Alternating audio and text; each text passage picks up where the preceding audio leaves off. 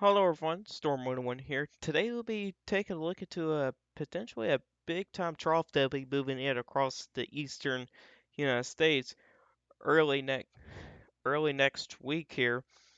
It also may come with a little bit of severe weather as well with that trough. We'll be taking a look into the model runs. We'll take a look at the climate prediction outlook. We'll also talk about the severe weather as well. So we're going to begin with the European model. Now, this is Sunday morning. Here's a low pressure system about to enter into British Columbia, and it kind of splits a little bit into two low pressure systems. This is the one to watch right here. As it moves to the southeast here, you can see some pretty strong winds here. Now, keep in mind, we're at 500 millibars. This is not at the surface. Just want to put that out there. This is kind of close to the jet stream here, but you could be able to tell where your ridges and your troughs are. That's why I'm showing uh, the 500 millibar winds here.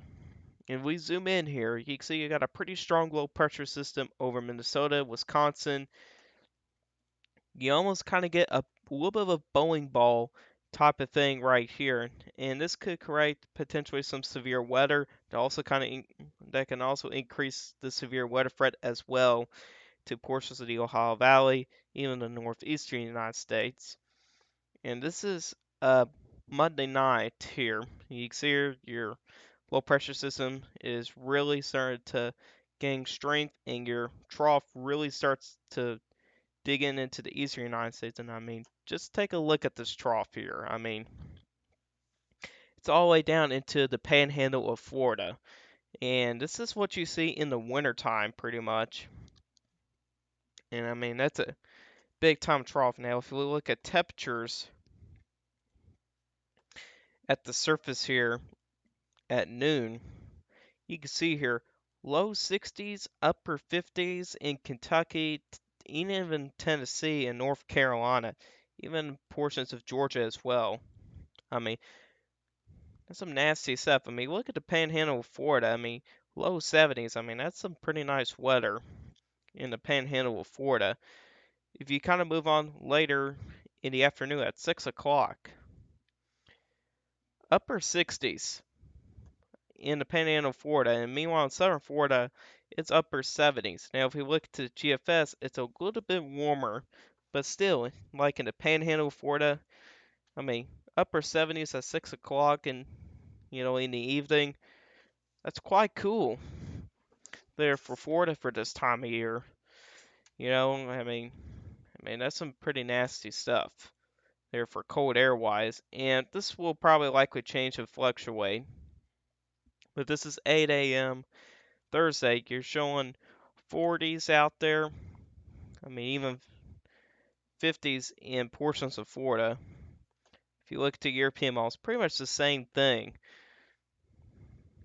I mean, this is some nasty stuff here. I mean, this trough here just takes up a pretty good chunk of the United States here. If we get back up to there, I mean, pretty nasty trough for what we're going to be talking about here. And the mall's in a pretty good agreement, so there's not really any disagreement about this at all. And let's kind of move on to the climate prediction center's outlook. This is the 6 to 10 day temperature outlook. Here you got um, a 60 to 70% chance for below average temperatures, which includes pretty much the Tennessee Valley there. You got about 80 to 90% chance of above average temperatures across the the western United States there. And what's really causing a trough to move in the eastern United States is we're going to be seeing a negative NAO and a positive PNA. This is something you want to see in the wintertime in the eastern United States for a pretty good winter is a negative NAO and a positive PNA. You get a big trough in the eastern United States.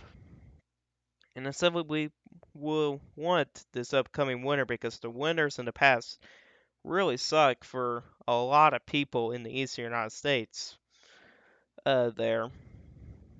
But we'll talk a little bit more about the winter in a different video. But in general, this is pretty much like a wintertime type of setup here when you get a huge trough in the eastern United States, and it gets even better by the 8 to 14 day outlook. We're actually showing a 70 to 80% chance for below average temperatures across northern Alabama, central Tennessee, and far south central Kentucky there as well.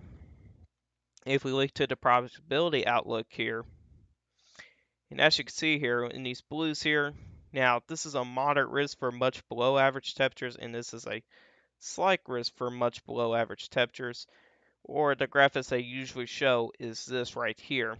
You can see what it includes. It pretty much includes the lower Ohio Valley, portions of the Midwest, portions of the Great Lakes, and even the Tennessee Valley as well. And these ridges here can see some much below average temperatures there. And they got it scheduled uh, between October the 2nd to the 4th there. So, and there's going to be a pretty good amount of confidence here that this could happen here just because of the agreement of the models here.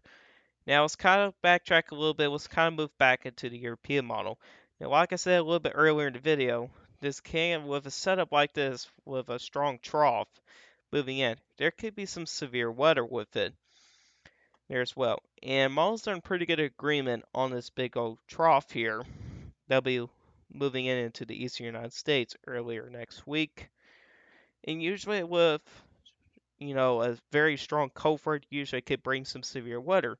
That's what we're kind of looking into with a setup like this here. And let's kind of move into the European model first. Now, you can see there's a decent amount of thunderstorm activity anywhere from Kentucky up into Ohio, Indiana, even into New York State, into Canada. Those regions could potentially see some severe weather. Now, this is the lightning intensity here, pretty much. I almost forgot what this was because I haven't seen this in a long time or talked about it. But you can see here, definitely could be a lot of lightning with some of these storms here. Now, it may not look impressive with this here, but with the lightning intensity quite a bit elevated, there's definitely going to be some thunderstorms in there. And the GFS doesn't have that, but it does have some, definitely some reds are showing up here on the precipitation map here from the GFS. And as you can see here, it definitely shows a squall line of thunderstorms. And some of these could be strong to severe here. And if we look to the Cape here now, this is 6 a.m. There's not going to be any instability. But if we kind of go back, Monday afternoon, you could see here quite a bit of instability here. In central Kentucky, about 1600. And it's kind of the same way into portions of Tennessee and Arkansas here, but the main area we're pretty focused on for severe weather is going to be across portions of Indiana, Ohio, and even into Kentucky here. These are the areas that need to watch for the possibility for some severe weather, especially Monday night into early Tuesday morning. Now the timing is a little bit off from the models, just a little bit. Some of them have it later, some of them have it a little bit early, so the timing is off on this, but keep in mind we are still about a week out from this event, so a lot of things could change here. But with the good agreement on the models here, definitely something worth to mention about here with this type of setup. And if the trends do continue with this here, with the models here, there may be enough confidence to issue a 15% by the SPC. Now, we likely won't see that tomorrow because it's still quite far out, and a lot of things could change from now till then there as well. So that's the GFS for instability. Here's the European model showing some pretty similar amounts as well, but kind of a little bit in a different placement here. And you can see here, especially across northeastern Ohio, western Pennsylvania, still showing a decent amount of instability here. 5 o'clock in the morning, maybe 1,000 joules per kilogram. It's definitely supportive for some severe weather. And keep in mind, we're now in the secondary severe weather season. So I want to going to put that out there.